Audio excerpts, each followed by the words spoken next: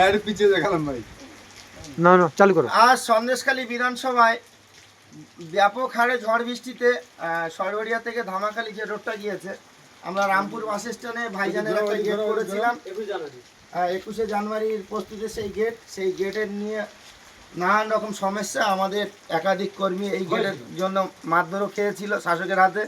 সেই গেটটা আজ দুর্ভাগ্যজনক ভেঙে পড়েছে ঝড়ের কারণে। আমরা এই রাত্রিরে সন্দেশখালীর প্রশাসন আমাদেরকে খবর করে, খবর পাওয়ার সঙ্গে সঙ্গে আমরা সন্দেশখালীর নির্দিষ্ট কর্মী ভাইজানের সৈনিক আমরা যারা যারা খবর পেয়েছি প্রত্যেকে এসে রাস্তাটাকে ক্লিয়ার করে দিলাম, গেটটাকে সরিয়ে দিলাম। একনিষ্ঠ কর্মী যারা আমরা প্রত্যেকে এসেছি, সবাই মুখগুলো তুললাম।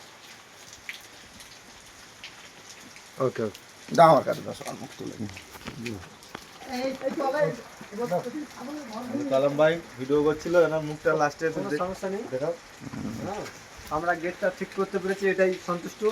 আপাতত যানবাহন চলাচলের ব্যবস্থাটা ভালো করে সুবিধা করে দিলাম। এই আমি চলো যাও।